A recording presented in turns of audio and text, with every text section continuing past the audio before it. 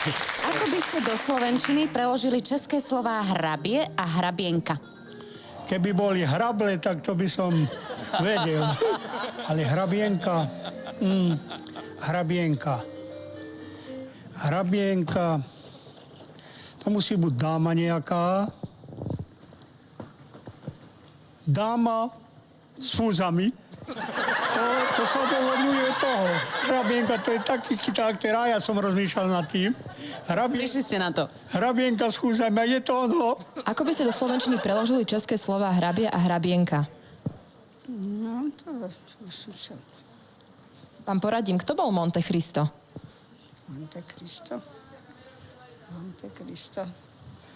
Bol ten cestovateľ, čo objavil zemiaky, lebo mu to také pomery plával. Ten Monte Cristo. No, objavil Ameriku. Hrabia, hrabienka. Kňaž a kňažná. G? G? Začína to G?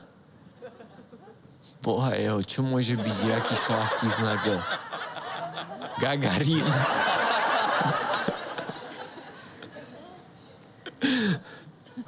A hrabienka? Gagarinovna. Ako by ste do slovenčiny preložili české slová hrabie a hrabienka? Hrabie a hrabienka. Do slovenčiny? Hrabie je grof a hrabienka je grofka. Ako by si do slovenčiny preložil české slová hrabie a hrabienka? Hrable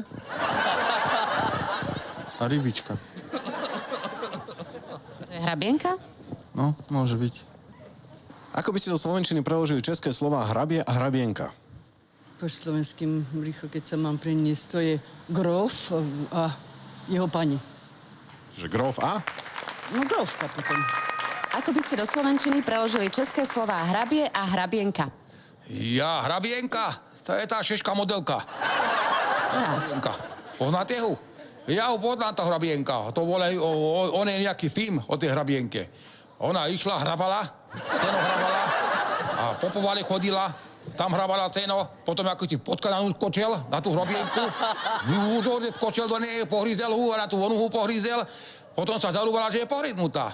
No a tak je pohryznutá, čo je, tá bože, že ty hrabienka si pohryznutá, na čo hrabeš furt? No potom zbala motiku a potom už mala motiku v ruke. Potom hrable už nemala. A už sa nevolala hrabienka, ale sa volala motika. Motika ostala.